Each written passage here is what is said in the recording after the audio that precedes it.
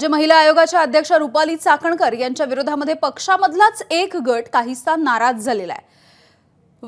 हगवणे प्रकरणामध्ये महिला आयोगाच्या भूमिकेवरती टीका होतीये आणि त्यामुळे ही नाराजी उमटताना दिसतेय।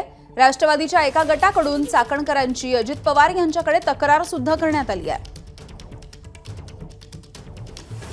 उमेश अलोने आमचे प्रतिनिधी या संदर्भात माहिती देत आहेत। उमेश, यामिनी, हगवणे प्रकरणात महिला आयोगासोबतच राष्ट्रवादी काँग्रेस पक्षावर मोठ्या प्रमाणात टीका झाली राज्यभरातून आणि या संपूर्ण प्रकरणात महिला आयोग आणि महिला आयोगाच्या अध्यक्ष रुपाली चाकणकर यांनी संवेदनशीलपणे संपूर्ण प्रकरण हाताळलं नसल्याची जी बाब जी आहे ती पक्षातल्या एका गटानं पक्षाध्यक्ष अजित पवार यांच्याकडे मांडलेली आहे आणि गेल्या काही दिवसांपासून रुपाली चाकणकरांचा एकंदरीत कारभार जो आहे महिला आयोगाचा त्याच्यावरून पक्षातला एक गट नाराज आणि या गटानं वारंवार या संदर्भात अजित पवार आणि पक्षाध्यक्ष जे आहे प्रदेशाध्यक्ष सुनील तटकरे यांच्याकडे तक्रारी केल्या, मात्र अद्यापपर्यंत त्यांच्यावर कोणती कारवाई झाली नाही। मात्र या हगवणे प्रकरणात ज्या पद्धतीनं महिला आयोगावर काही आरोप झालेले आहेत त्यावरून पक्षाची बदनामी झाली आणि या बदनामीला रुपाली चाकणकर यांची कार्यपद्धतीच कारणीभूत असल्याचा आरोप करत होता या गटानं जे आहे ते अजित पवार यांच्याकडे रुपाली चाकणकर यांचं महिला आयोगाचं अध्यक्षपद काढून घ्या अशी मागणी केली आहे। कारण त्यांच्याकडे महिला आयोगाच्या अध्यक्षपदासोबतच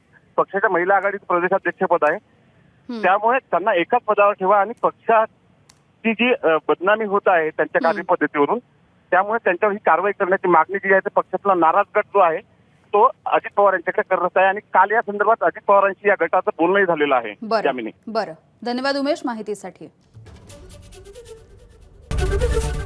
एबीपी माझा, उघडा डोळे बघा नीट।